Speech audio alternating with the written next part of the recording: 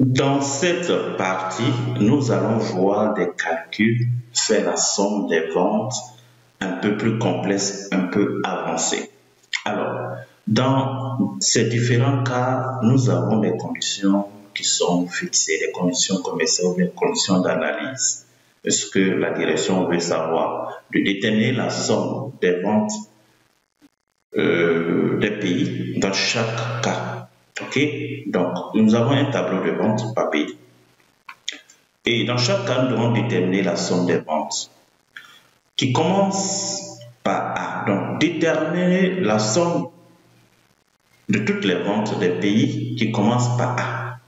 Donc, ici, on va chercher la somme des ventes des pays qui commencent par A. Si on regarde bien, il y a Arménie, il y a Allemagne, Angola, Algérie. Voici la somme des ventes de tous les pays qui commencent par A. On peut se permettre de faire de façon manuelle, mais si ici la Côte d'Ivoire, on change par un autre pays qui commence par A, on est obligé de pouvoir manipuler ici et corriger. Alors on va utiliser des formules qui vont nous aider à faire ce travail à travers les caractères, à travers des symboles qu'on appelle les caractères génériques.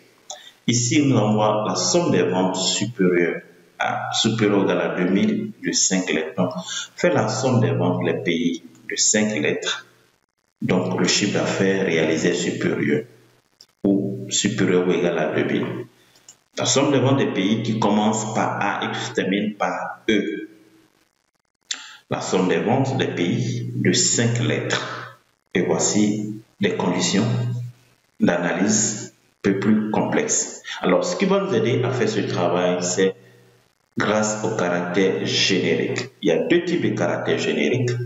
Il y a l'astérisque et le point d'interrogation. En informatique,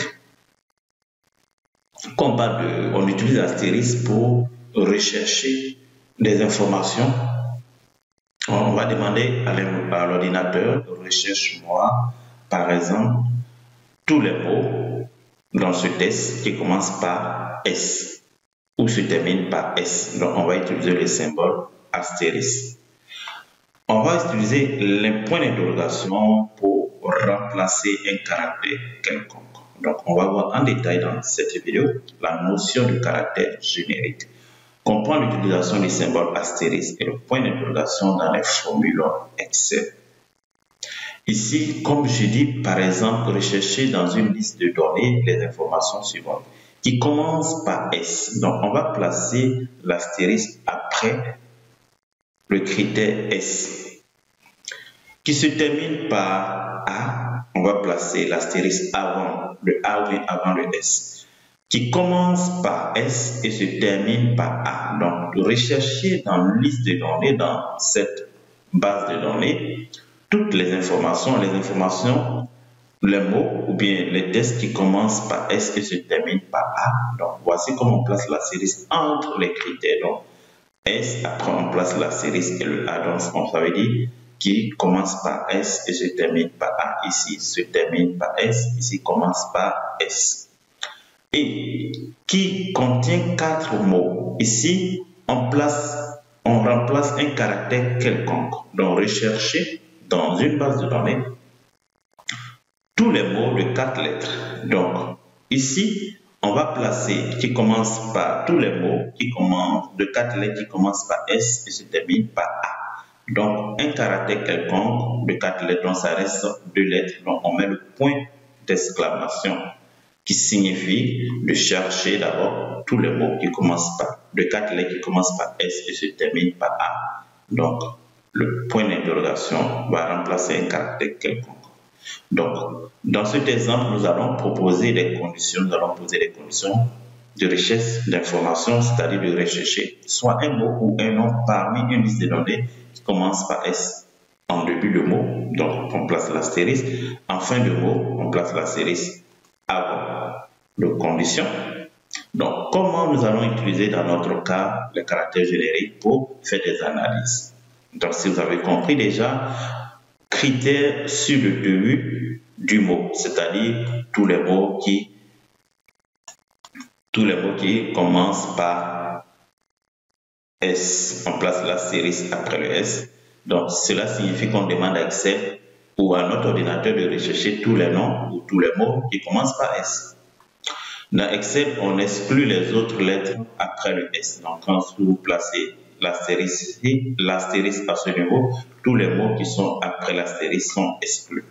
Et critère en fin de mot, quand vous placez l'astérisque ici, donc ça veut dire qu'on demande à Excel de rechercher tous les noms, tous les mots qui se terminent par S. Donc, tous les mots avant l'astérisque sont exclus. Donc, voici l'exemple ici qui commence par S, ok, qui se termine par S.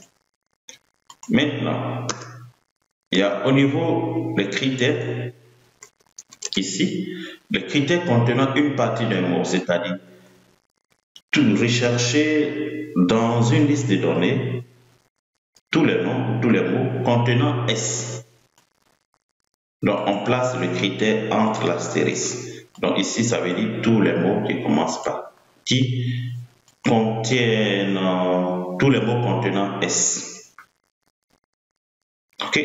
Donc, l'ordinateur exclut les autres mots. Donc, ici, on place l'astérisque avant, après, il va exclure les autres mots. Donc, il va tenir compte de la lettre S, tous les mots contenant la lettre S.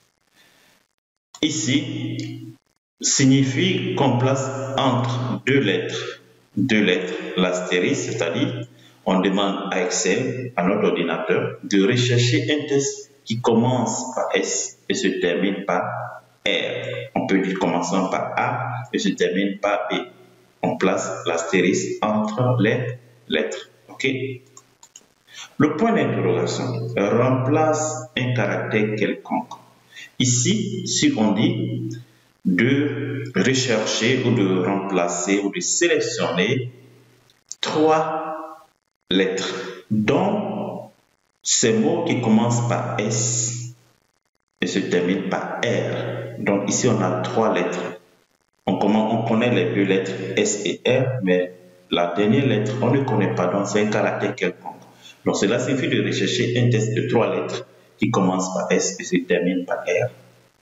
De remplacer les caractères génériques quelconques, c'est-à-dire par exemple, nous, on a combien de points d'interrogation? On a 5 points d'interrogation. Donc, nous, ça fait déjà 3 lettres, plus les 5 points d'interrogation, ça fait 8 lettres. Donc, de rechercher un texte quelconque de 8 caractères, de 8 lettres qui commencent par nous.